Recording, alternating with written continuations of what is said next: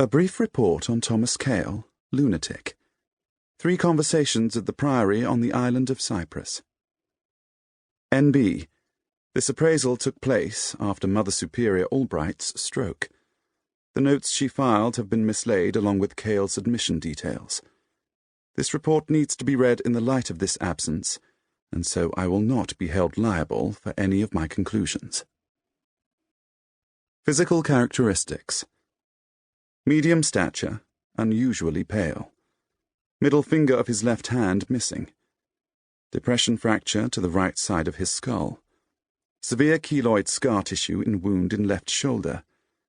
Patient says he experiences intermittent pain from all injuries. Symptoms. Severe retching, usually in mid-afternoon. Exhaustion. Suffers insomnia and bad dreams when able to sleep. Loss of weight. History. Thomas Cale suffers no hysterical delusions or uncontrolled behavior beyond that of his sour nature. His mid-afternoon retching leaves him speechless with exhaustion, after which he sleeps. By late evening he is able to talk, although he is the most sarcastic and wounding of persons. He claims to have been bought for 6pence, from parents he does not remember, by a priest of the Order of the Hanged Redeemer. Thomas Cale is droll, not his least irritating affectation, and always tries either to make his interlocutor unsure as to whether he is mocking them, or, by unpleasant contrast, to make it abundantly clear that he is. He tells the story of his upbringing in the sanctuary, as if daring me to disbelieve the daily cruelties he endured.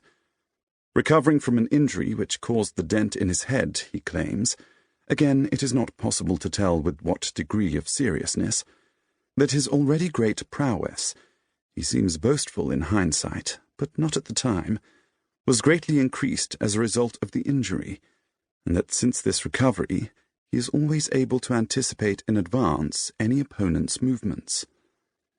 This sounds unlikely. I declined his offer of a demonstration. The rest of his story is as improbable as the most far-fetched children's story of daring-do and swashbuckling. He is the worst liar I have ever come across. His story, briefly.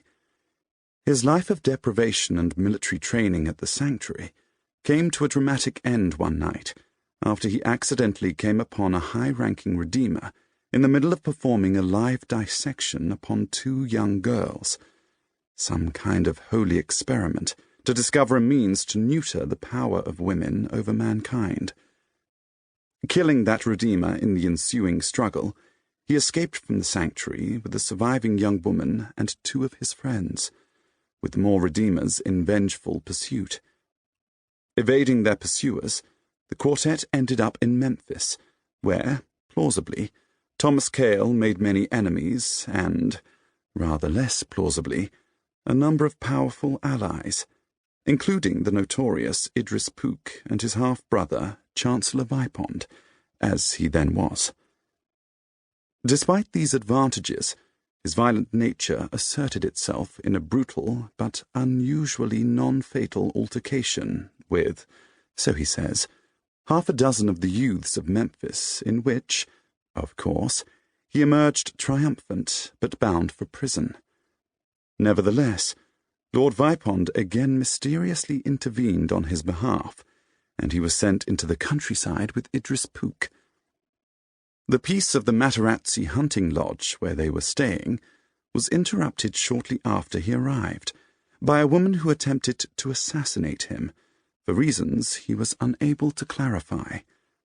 His murder was prevented not by his own wonderful abilities — he was swimming naked at the time of the attack — but by a mysterious, unseen, and insolent stranger, who killed his would-be assassin by means of an arrow in the back.